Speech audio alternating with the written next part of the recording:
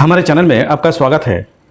इस वीडियो में मैंने विभिन्न प्रकार के बेली फैट पर चर्चा की है जो वेट लॉस में भी हेल्प कर सकता है। पेट वे जगह है जहां फैट जमा होती है। एक थ्योरी के अनुसार शरीर के प्रकार और पेट की फैट को 4 भागों में बांटा जा सकता है। डॉक्टर एरिक बर्ग, जो कि एक कायरोप्रैक्टिक्स है, उन्होंने वजन कम करने में महारत हासिल की है। डॉक्टर बर्ग का मानना है कि हर शरीर के आकार का संबंध हार्मोनल असंतुलन से होता है। वे कहते हैं कि अपने शरीर की श्रेणी को समझकर हम हार्मोन के स्तर को संतुलित कर सकते हैं और वजन घटा सकते हैं। 4 शरीर की श्रेणियों की पहचान करते हुए डॉक्टर बर्ग ये भी बताते हैं कि कई लोगों में इनका मिश्रण भी हो सकता है। जब हम तनाव में होते हैं तब कॉर्टिसोल हार्मोन बढ़ जाती है। ये हार्मोन हमारे ब्लड प्रेशर को संतुलित करता है, सूजन को कम करता है और तनाव से निपटने में हमारी मदद करता है। हमारा शरीर इसकी उचित मात्रा में उत्पादन करता है, परंतु अगर हम लगातार तनाव में रहते हैं तो हमारा शरीर अधिक कॉर्टिसोल प्रोसेस करता है, जिससे हमारे पेट और चेहरे पर वजन बढ़ सकता है। इसके लक्षणों में पेट के आसपास वजन बढ़ना, नींद में कठिनाई, ऊर्जा की कमी और मूड में उतार चढ़ाव शामिल है।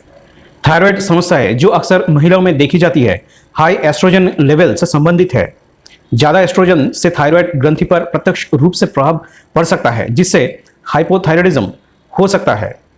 इससे शरीर का वजन पेट समेत बढ़ सकता है। हाइपोथायराइडिज्म के अन्य लक्षणों में कमजोर नाखून, बालों का गिरना, थकान और सिरदर्द शामिल है। हमारा लिवर एक जरूरी अंग है जो खून में मौजूद तरह तरह के रसायनों को संतुलित करता है, जहरीले पदार्थों को साफ करता है और पाचन के लिए पित्त बनाता है। ये अल्कोहल और फैट को भी प्रोसेस करता है। ज़्यादा शराब या फैटी खाना खाने से लिवर पर दबाव पड़ सकता है, जिससे लिवर की बीमारियां होती है। इससे लिवर बॉडी हो सकती है, जिसमें पतले हाथ पैर के साथ पेट के आसपास ज़्यादा वजन बढ़ जाता है। अन्य लक्षणों में कंधे और घुटनों में दर्द, चिड़चिड़ाहट, पाचन की समस्याएं और भूख में बढ़ोतरी शामिल है। सबक्यूटेनियस फैट, यह फैट त्वचा के ठीक नीचे होती है और छूने में नरम लगती है। यह शरीर की कुल फैट का लगभग 90% हिस्सा बनाती है और ये महिलाओं में पुरुषों की तुलना में अधिक होती है। जबकि फैट हमें गर्म रखने में मदद करती है, इसकी अधिक मात्रा से डायबिटीज, कार्डियोवास्कुलर डिजीज, स्ट्रोक और कुछ प्रकार के कैंसर का खतरा बढ़ सकता है।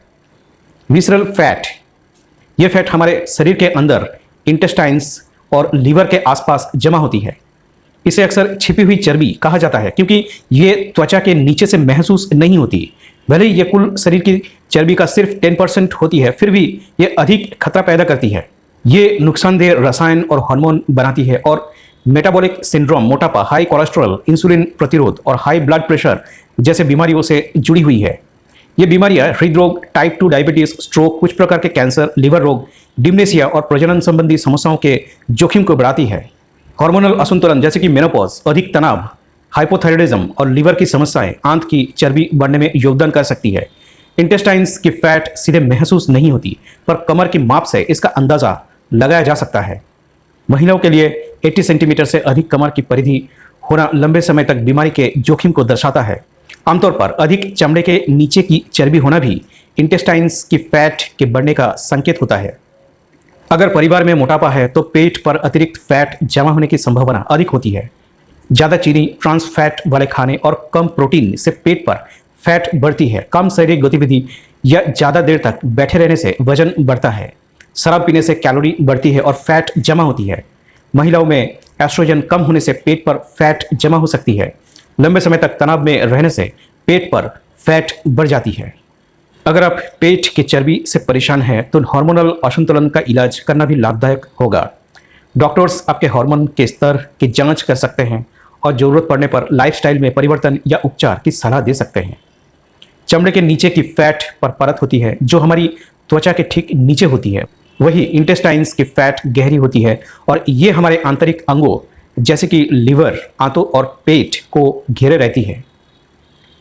कुछ मात्रा में इंटेस्टाइन्स की फैट सामान्य होती है और ये हमारे अंगों की सुरक्षा करती है, लेकिन फैट की अधिकता से डायबिटीज, हृदय रोग और स्ट्रोक जैसी स्वास्थ्य समस्याएं हो सकती है। स्किन के नीचे की फैट जिसे आप देख सकते हैं, पेट की फैट बाहर से नहीं दिखती है। यहाँ तक कि जिन लोगों का पेट फ्लैट होता है उनमें भी अंदरूनी रूप से पेट की फैट काफ़ी हो सकती है। आमतौर पर शरीर में फैट की मात्रा बढ़ने का मतलब पेट की फैट में भी वृद्धि होती है। पेट के फैट को सही तरीके से मापने के लिए अक्सर महंगे स्कैन की जरूरत होती है। डॉक्टर अक्सर पेट के फैट के लिए अलग से परीक्षण नहीं करते हैं, लेकिन वे इस स्वास्थ्य के समग्र मूल्यांकन में शामिल कर सकते हैं। फैट हमारे शरीर में कई जरूरी काम करती है, जैसे ऊर्जा संग्रहित करना, इंसुलेशन प्रदान करना और हार्मोन बनाना। जब हमारा शरीर फैट को तोड़ता है तो वे पानी और कार्बन डाइऑक्साइड बनाता है, जिसे शरीर की विभिन्न प्रक्रियाओं के जरिए बाहर निकाल दिया जाता है। शरीर में फैट के दो मुख्य प्रकार है, व्हाइट एडिपोज टिश्यू WAT। ये फैट ऊर्जा को संचित करती है और जब शरीर में ऊर्जा कम होती है तो ये फैटी एसिड छोड़ती है। ये त्वचा के नीचे और अंगों के चारों ओर होती है। ब्राउन एडिपोज टिश्यू BAT, इसे अक्सर गुड फैट कहा जाता है। बैट कैलोरी को जलाकर शरीर को गर्म रखता है। ये मांसपेशियों से बनता है और इसमें सफ़ेद फैट से ज़्यादा माइटोकॉन्ड्रिया होते हैं। फैट को संग्रहित करने और यूज करने में ट्राइग्लिसराइड्स का महत्वपूर्ण रोल होता है। ये अणु अतिरिक्त ऊर्जा को संग्रहित करते हैं जो हम खाने से प्राप्त करते हैं। जब हम जरूरत से ज़्यादा कैलोरी खाते हैं तो वे ऊर्जा ट्राइग्लिसराइड्स में बदलकर फैट कोशिकाओं में जमा हो जाती है। वजन घटाने के लिए शरीर को इस संग्रहित फैट का यूज करना पड़ता है, जिससे फैट कोशिकाएं सिकुड़ जाती है।